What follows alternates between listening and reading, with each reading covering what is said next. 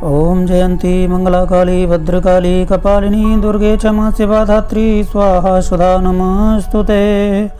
ओम सर्वमंगल मांगल्ये शिवे सर्वार्थ साधिके शरण्ये त्र्यंबके गौरी नारायणी नमस्तुते। जय माता दी। ओम नमः शिवाय। राधे राधे। तो मित्रों, रोज़ घर में पूजा कैसे करें, घर में पूजा के नियम क्या होते हैं।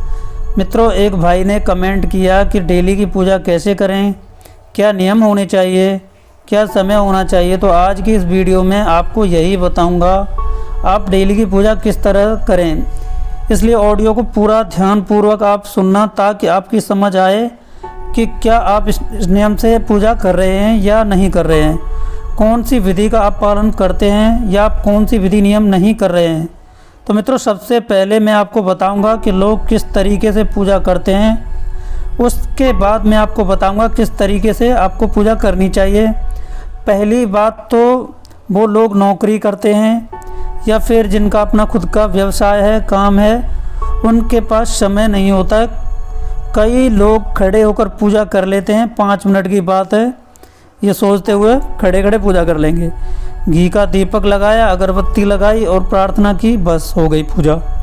तो कुछ लोग ऐसे भी होते हैं जो जिनके पास और समय होता है तो वो लोग क्या करते हैं, वो लोग ज़्यादा पूजा करते हैं, दीपक जलाते हैं, धूप बत्ती जलाते हैं, बैठकर पूजा करते हैं, विनती करते हैं, प्रार्थना भी करते हैं, पर वो आसन का प्रयोग नहीं करते हैं, बस प्रार्थना करके वो पूजा समाप्त कर देते हैं। तो मित्रों, बहुत सारे ऐसे भी लोग होते हैं जिनके पास और समय होता है तो वो लोग आसन का प्रयोग करते हैं, मंत्र जाप भी करते हैं, माला का प्रयोग भी करते हैं, जोत भी जलाते हैं, घी की मान लो, तेल की बत्ती जलाते हैं मान लो, और किसी भी एक माला या 2 माला या 5 माला जाप करते हैं किसी भी मंत्र का। तो बहुत सारे लोग ऐसे भी हैं जो लोग हवन द्वारा या रोज़ भोग द्वारा पूजा करते हैं, तो अलग अलग नियम से वो पूजा पाठ करते हैं। तो मित्रों, बहुत सारे लोग सूर्य निकलने से पहले पूजा करते हैं, तो कई लोग सूर्य निकलने के बाद में पूजा करते हैं। तो मित्रों, कई लोग जब शाम को पूजा करते हैं तो सूर्य छिप रहा होता है, जब उस समय तब पूजा करते हैं। और कई लोग जब सूर्यास्त हो जाता है जब पूजा पाठ करते हैं। कई लोगों के प्रश्न ये भी होते हैं, जब हम पूजा करें तब इसमें ब्रह्मचर्य जरूरी है कि नहीं है। तो देखिए मित्रों, ब्रह्मचर्य जो है कि आप किसी साधना में हैं, आप कोई भी साधना कर रहे हैं, आप किसी की भी आप सेवा कर रहे हैं, आप किसी का भी आप व्रत संकल्प लेकर आप जो कर रहे हैं या आपने कोई संकल्प लेके साधना आप कर रहे हैं, तो ब्रह्मचर्य का पालन अति परम आवश्यक होता है। इस समय आपको ऐसा कोई भी कार्य आपको बिल्कुल भी नहीं करना चाहिए जिससे क्या है कि आपकी पूजा या साधना, आपकी सेवा जो है कि आपकी खंडित हो जाए और जो साधना आपकी पूर्ण न हो। अगर आप नॉर्मली पूजा करते हैं तो आपको उस समय ब्रह्मचर्य की इतनी आवश्यकता नहीं होती। अगर आप नॉर्मली पूजा पाठ करते हैं, ज़्यादा आपका ध्यान नहीं है, थोड़ा सा मान लो सुबह शाम 2 मिनट अगरबत्ती लगाई खड़े खड़े, तो इतना आपको ब्रह्मचर्य की इसमें आवश्यकता नहीं होती है।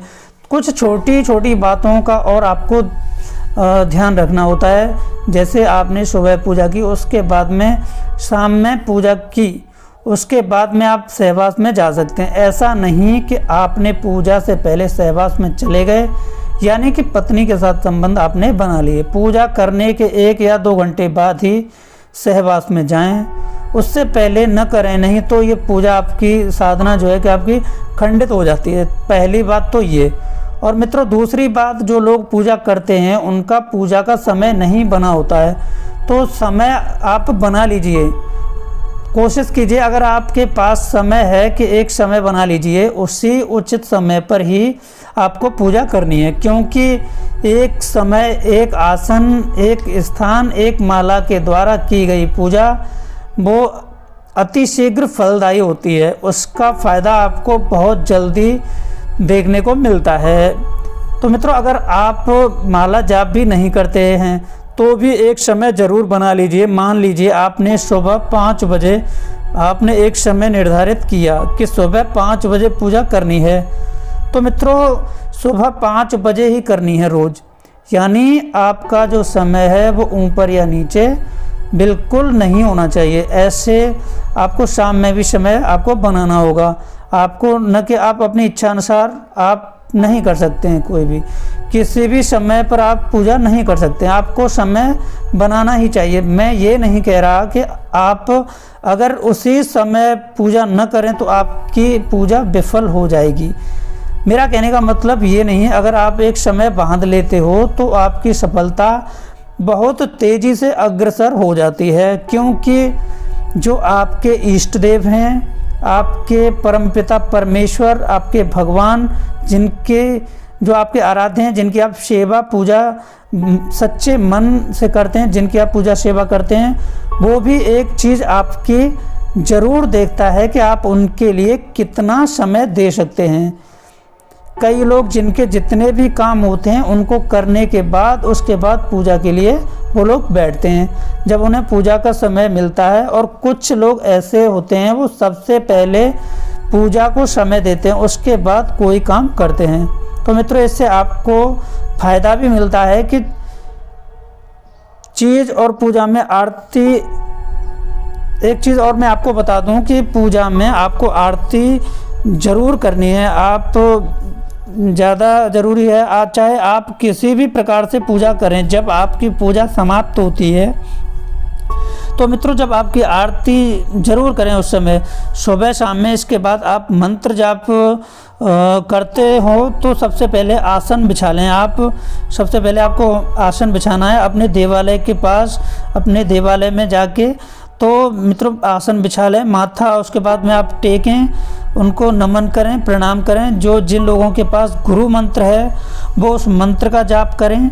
बहुत जल्दी आपको अतिशीघ्र अनुभव होने लगते हैं, हफ्ते 10 दिन से ही आपको अनुभव की अनुभूति होना शुरू हो जाते हैं। तो मित्रों गुरु मंत्र का जाप करके बहुत सारे लोग सोचते हैं 2 माला 4 माला जाप हम करें और बहुत जल्दी उनको अनुभव होने लगें।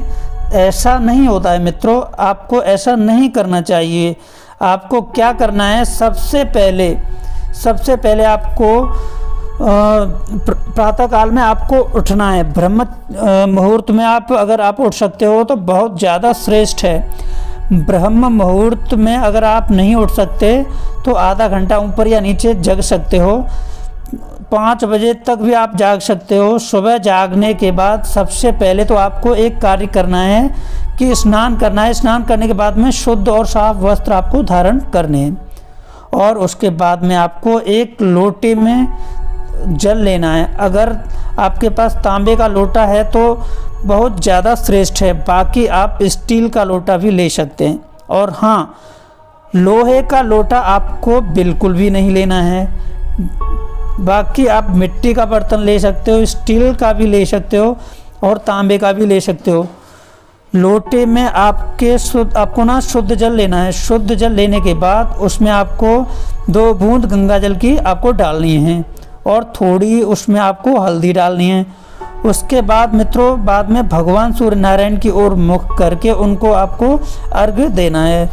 उसके बाद में भगवान सूर्य नारायण को 3 बार अर्घ्य आपको देना है मित्रों। और अर्घ्य इस मंत्र को उच्चारण करते हुए आपको देना है। मंत्र आप चाहें तो आप अपनी डायरी में या आप नोटबुक में आप कहीं भी आप नोट कर सकते हैं। मंत्र इस प्रकार है, ओम घृणी सूर्याय नमः।